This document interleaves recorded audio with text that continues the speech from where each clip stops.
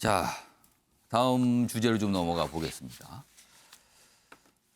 방송 시작 때 전해드린 키워드 중에서 다중분열이 있었죠. 그래서 이거 실험실 얘기가 아니라 그랬어요. 제1야당 얘기 상황입니다. 먼저 첫 번째 기사가 있습니다. 윤석열 캠프 이준석 탄핵 뭐 이런 발언에 대해서 뭐 직접적으로 이준석 뭐 탄핵하자 이런 건 아니었고요. 뭐 탄핵 얘기를 이준석 대표 얘기를 하면서 나왔어요. 그래서 줄여서 언론이 이준석 탄핵 이렇게 쓰죠. 이 발언에 대해서 사과했지만 야당 내 갈등이 최고조다. 아슬아슬한 상황이다. 이겁니다. 윤석열 이해해달라. 이준석 대표에게 전화 통화를 했다고 합니다. 그러면서 뭐 설명도 하고 뭐 사과 취지의 발언을 했다 그래요.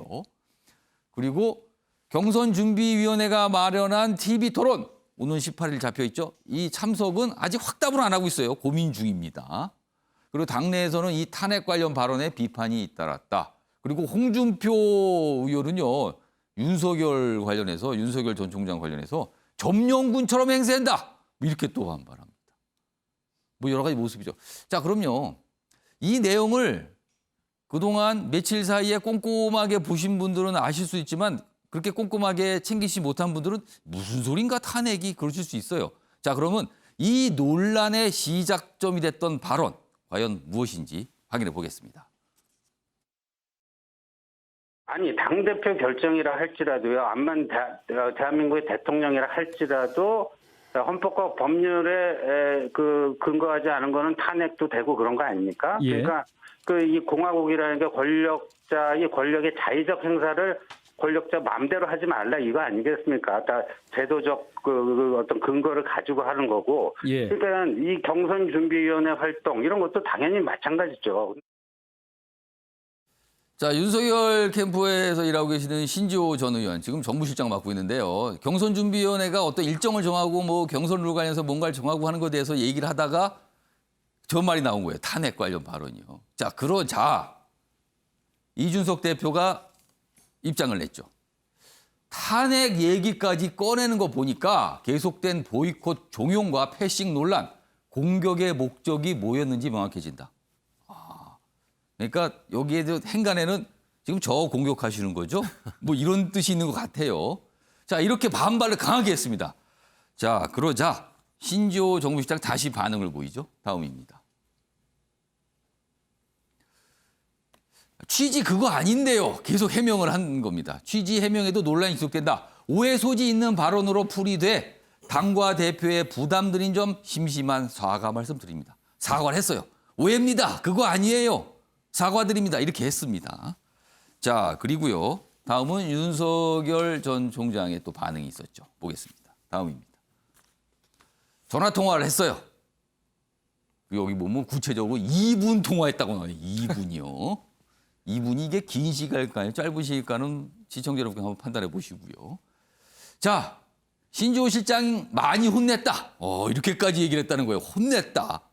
대표님과 내가 같이 가야 하지 않겠나? 이해해달라. 뭐 이 정도면 사과라고 할 수 있죠.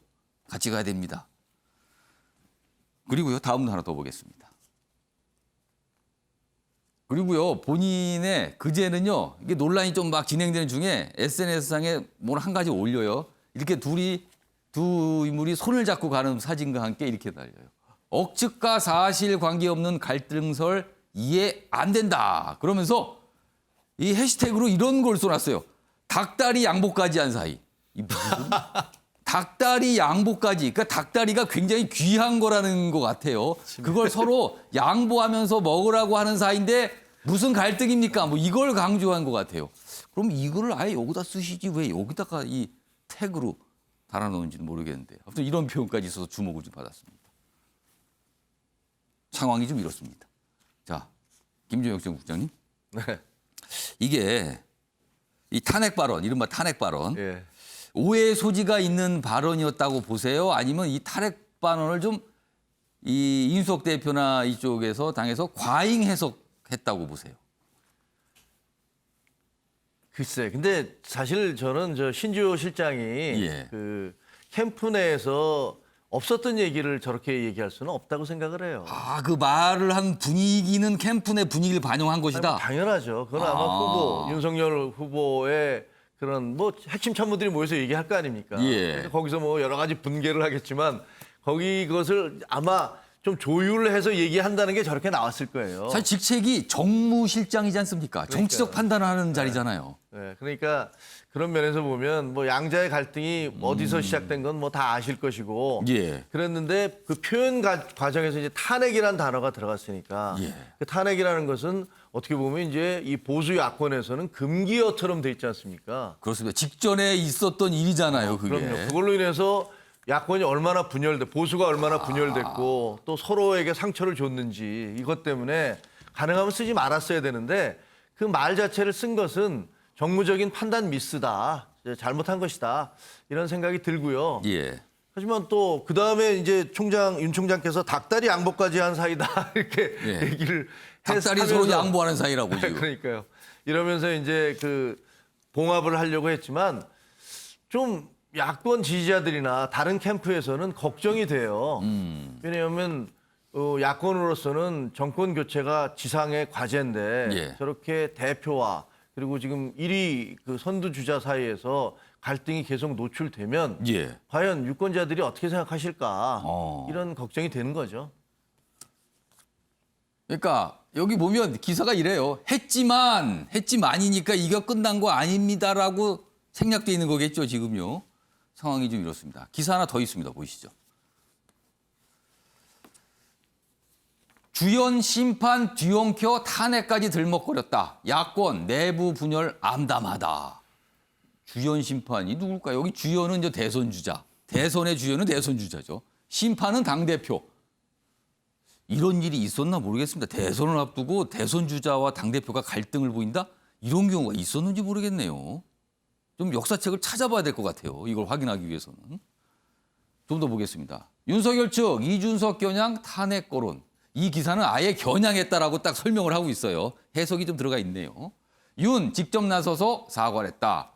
30대 대표 직설화법이 분란의 불씨 아니냐. 당내에서는 대여 투쟁을 안고 내부 총구 이렇게 또 반발하는 목소리가 있다는 거예요. 이거에 대해서 또 이준석 대표가 반발하겠는데요. 내가 언제 그렇습니까? 또 뭐 이런 얘기도 할 만하네요. 또 보니까. 윤 캠프에서 이준석 흔들기 이런 지적까지 나오고 있는 상황입니다. 자, 그럼요. 이 상황과 관련해서 윤석열 전 총장 뭐 한 가지 얘기를 했고요. 그리고 최재형 전 감사원장 역시 국민의힘 대선 주자잖아요. 한마디 했습니다. 연속해서 들어보시죠. 다 아시다시피 제가 정치를 하게 된 것은 정권 교체를 위해서입니다. 그러기 위해서는 당의 화합과 단결이 절실합니다. 우리 캠프 모든 분들에게 이 당의 그 화합과 단결에 해가 될 만한 언동은 절대로 하지 말라고 아주 당부를 했습니다. 네. 신지호 실장에 대한 경질 여부는 어떻게 공부하세요? 본인이 이거 자체가 좀 잘못된 얘기라고 이렇게 사과를 한 이상 제가 봐도 뭐 어느 누구도 다 법과 원칙 규정에 따라서 일을 해야 된다는 것은 일반론으로 볼 수 있지만 탄핵이라는 용어는 좀 적절하지 않았던 것 같고 본인이 이 부분에서 사과하고 있기 때문에 조금 더 지켜보겠습니다. 네. 당대표와 가장 유력한 후보 사이에 갈등이 빚어지는 것으로 비춰진다는 것은 바람직하지는 않습니다. 정권 교체를 바라는 국민 여러분들이 안심하실 수 있도록 우리 당이 단합된 모습을 보여주기를 기대합니다. 김구락 교수님. 네. 지금 이 갈등, 뭐 다중분열이라 그래요. 대선 주자들 사이에서도 사실 뭐 비판이 서로 오가고 있고요. 하지만 큰 갈래는 당대표와 야권 지지율 1위 주자 간의 어떤 갈등으로 보이는데 이 갈등의 본질, 이게 왜 벌어지는 건지 그리고 향후에 이게 재연이 안 될 건지 두 가지 좀 설명 좀 해주세요. 재연은 계속될 것이고요. 본질은 계속된다. 권력 투쟁입니다. 권력 투쟁이요? 그렇죠. 당 주도권을 누가 가져가느냐. 그러니까 지지율 1위 윤석열 전 총장이냐 아니면 당 대표냐. 이거는 저는 11월 초에 이 당의 예. 공식적인 후보가 결정됩니다. 그때까지는 계속될 것이다. 그리고 이것이 봉합이 될 것이냐 말 것이냐의 어떤 부분은 윤석열 전 총장이 18일, 25일 당 TV 토론 정책 토론이 있잖아요. 예. 거기에 참여할 것이냐 말 것이냐로 아마 재연될 것인가 여부가 결정될 가능성이 매우 그러면은 높다. 18일로 잡혀 있는 1차 토론이에요. 그렇죠. 거기에 만약에 윤석열 전 총장이 참여한다면 어느 정도 봉합이 됐다고. 되는 것인데 근데 만약에 거기도 불참한다면 그러면 이제 완전히 터지는 거죠. 그럼 그러니까 전면전입니까, 당은 그거는? 이 일정을 바꾸기가 어려워요. 그러니까 예. 왜냐하면 다른 후보들에게도 이미 통지가 다 그렇죠. 간 것이고 예. 사실상 공식적으로 해놓은 것인데 지금 굉장히 부정적인 거잖아요. 그러니까 이런 부분이 이제 우리가 이렇게 주목해서 봐야 되는 분기점인데 사실 그러면 지금 상황이 봉합이 안 됐다고 얘기하는 이유는 저는 이겁니다. 그러니까 이준석 대표가 뭐라 그랬냐면 탄핵 발언에 관련자를 어떻게 조치하는지 보겠다.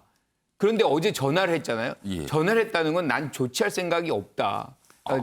이준석 대표가 양해해달라. 그럼 전화 정도로 좀 넘어가 달라. 그렇죠. 이겁니까? 나는 바꿀 의사가 없다. 뭐 이런 얘기인 것이고 특히나 이제 사실관계와 관계 없는 걸로 갈등설이 퍼졌다 그러는데 예. 그 부분에 대해서 아마 이준석 대표가 동의하기 굉장히 어려울 거거든요. 왜냐하면 기습 입당, 2차례에 걸친 당 행사의 불참, 예. 여기다가 이제 탄핵 발언까지 나왔는데 이것이 사실관계랑 다르다? 이거는 애써서 본질을 사실을 뭐 눈 감으려고 하는 그 윤석열 전 총장의 생각인 것인데 이거는 이준석 대표 받아들이기 되게 어렵거든요. 그래서 예. 이 과정은 아까 말씀드린 대로 당 행사에 다시 불참을 하게 될 경우에는 폭발할 가능성이 있다. 뭐 이렇게 보는 거죠.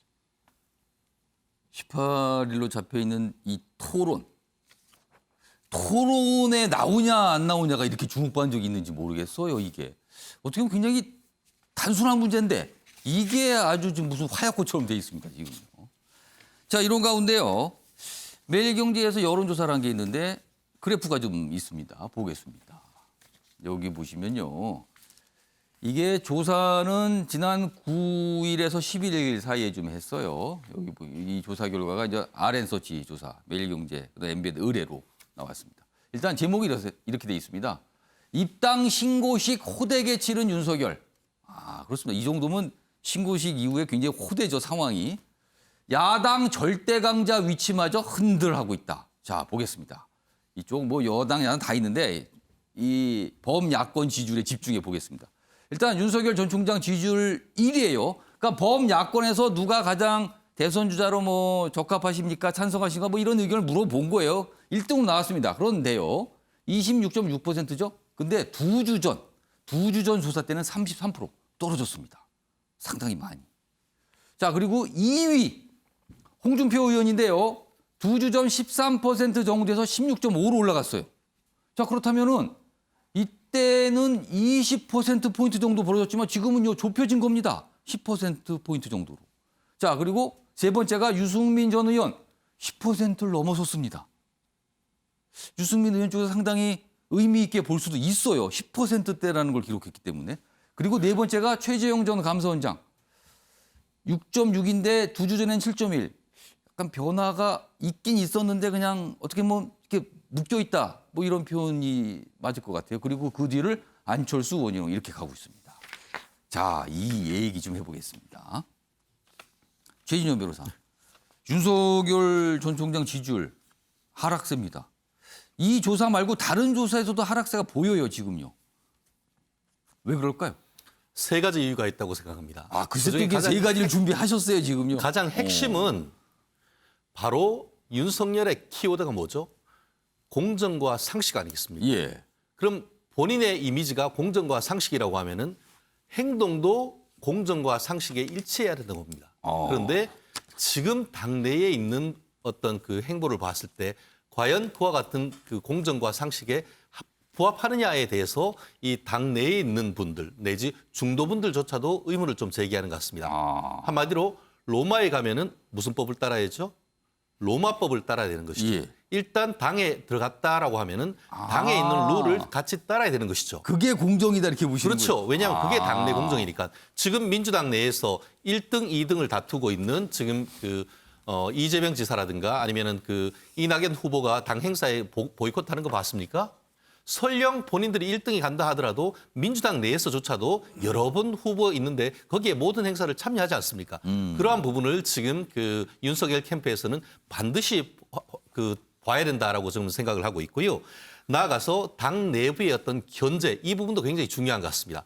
말씀드린 것처럼 일단 당에 들어오면 이 부분을 아마 윤석열 총장도 굉장히 고민을 했던 것 같은데 지금 뭐 이미 당 대표하고도 지금 뭐 좀 전에 다들 분석했지만 그런 부분에 대해서 많은 중도층에 있는 분들까지 공감하는 것 같고 나아가 마지막 하나는 윤 총장의 이미지인 것 같습니다.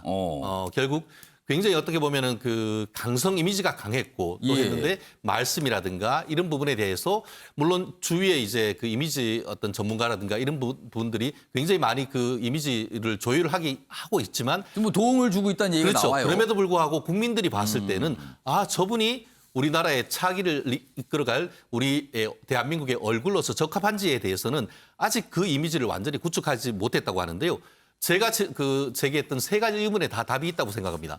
결국 공정하게 경선에 룰에 참석하면 됩니다. 저는 오늘 2분 동안 전화할 게 아니고 이준석 대표하고 다시 2차 치맥 회동하면 되는 겁니다. 그렇게 해서 그 부분에 대해서 진솔하게 얘기를 하면 되는 것이지 계속 아웃복싱 하듯이 한 것이 아니고 다시 한번 또 케미를 그래서 지금 보면은 같은 석자 돌림이기 때문에 투스톤이라고 하는데 그런 별명이 붙었어요. 지금. 그런 투스톤. 식으로 해서 투스톤이 될 것이 아니고 오히려 이준석열이라고 해서 이런 케미를 만들어내는 준석열 딱 나오지 않습니까? 이준석열이요? 그렇게 될 수 있을 정도의 어떤 케미를 맞추려고 하는 노력이 지금 시점에 필요하지 않을까. 어차피 다들 얘기한 것처럼 11월 달에 당대표를 넘어서 대선 후보가 본인으로 결정되면 그때부터는 모든 것을 후보 위주로 끌고 갈 수 있기 때문에 지금 당 내에서는 본인의 어떤 급한 마음도 이해하겠지만 당내 경선 절차에 적극 협조하는 것이 오히려 공정 가치에 적합하다. 저는 그렇게 봅니다. 굉장히 쓴소리를 아주 조목조목 좀 해주셨어요, 지금요. 자, 그리고 지지율 그래프 다시 한번 좀 보겠습니다. 여기 보시면요. 뭐 여러 인물들이 등장하고 있죠. 네 번째, 여기 이제 4위를 기록하고 있는데 최재형 전 감사원장. 김종혁 전 국장께서 지금 최재형 전 감사원장 캠프에 몸담고 계시잖아요. 지금 도움을 주고 계신데 지지율이요. 좀 묶여 있습니다. 그렇습니다. 이거 어떻게 보시고 있고 왜 이렇게 되는 건지 그리고 어떤 뭐 방안이랄까요? 이런 걸 좀 고민하고 계신지 좀 설명 좀 해주시죠. 그럼요. 그러니까 제가 어쨌든 제가 드리는 말씀은 캠프의 관계자로서 드리는 말씀이니까 객관적일 수 없다. 제 변호를 하는 것이다라는 거를 그런 말씀을 드리고요. 근데 저 조사에는 약간의 착시가 있는 게 대개의 경우 이제 전체 여론 조사를 하면 윤석열 총장과 이재명 지사가 엎치락뒤치락하면서 1, 2위를 하고 있고요. 윤석열 총장이 좀 빠지신 건 맞는 것 같아요.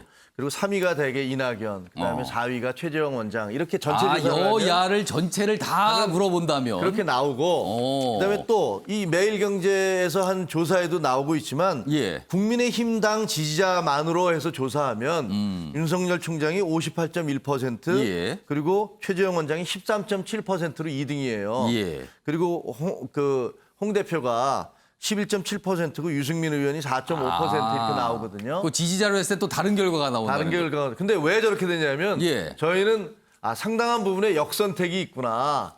그러니까 쉽게 얘기하면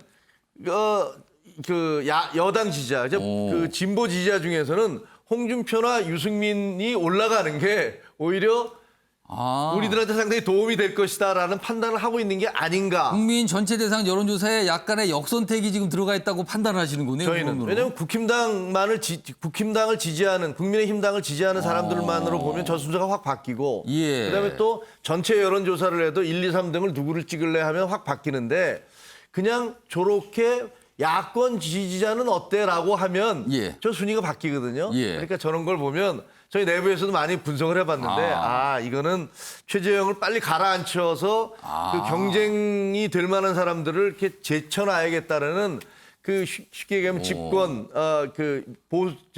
여당의 지지자들의 그런 선택이 깔려 있는 거라고 보고 그다음에 이제 어떻게 하면 올라갈 것이냐 뭐 이런 생각을 하시잖아요. 근데 사실 지금 그 논쟁이 별로 정말로 국민들을 위해서 뭘 국가의 미래나 비전에 대해서 뭘 제시하는 게 있는가는 사실은 별로 없는 것 같아요. 우리 야당 같은 경우는 계속 뭐 이렇게 토론을 한 해 만에 이렇게 싸우고만 있는데 엊그제 이제 우리 최재형 후보가 아니 어떻게 국가가 국민의 모든 걸 다 해줄 수 있느냐. 예. 그 발언이 좀 논란이 됐어요. 굉장히 논란이 됐잖아요. 예. 국민은 스스로 책임져야 되고 국가는 그중에서 가장 어려운 환경에 빠져 있는 사람들에 대해서 선택적으로 예. 집중을 해야 된다라고 했는데 뒷부분은 다 빼버리고 지금 이제 일부 공격을 하는 쪽에서는 국가가 모든 것을 책임질 수 없다라는 그 부분만을 그게 강조가 얘기를 됐죠. 하면서 예. 그러면 대통령 왜 나왔느냐. 근데 저도 평생을 이제 살아오면서 정치부 기자 오래 했지만 그렇게 국민에게 모든 걸 해주겠다는 정치인들이 실제로 국민들을 위해서 뭘 해준 것을 본 적이 없어요. 그리고 이 정부도 국민의 삶을 책임지는 정부가 되겠다고 얘기를 예. 했지만 지금 코로나 사태 보고 뭐 예. 여러 사태에서 드러나듯이 국민의 삶을 책임져 주고 있습니까? 그러니까 제가 생각하기에는 예. 지금 이제 최재형 원장이 굉장히 솔직하게 그러다 보니까 뭐 저 사람 뭐 왜 이렇게 자신감을 못 줘라는 예. 얘기도 있지만 그런 진정성이 조금씩 국민들에게 확인되는 순간 아마 선거 판도는 달라질 것이다. 저는 그렇게 희망하고 있습니다. 알겠습니다. 최재형 캠프 관계자로서 지금 이 지지율 이 현상에 대한 설명 그리고 최근에 논란했던 그 발언에 대한 약간의 어떻게 보면 해명성 설명을 좀 해 주셨습니다. 참고하시기 바랍니다. 숫자가 좀 이렇게 나왔어요. 그래서 오늘 좀 눈길이 끕니다. 지금 그래서.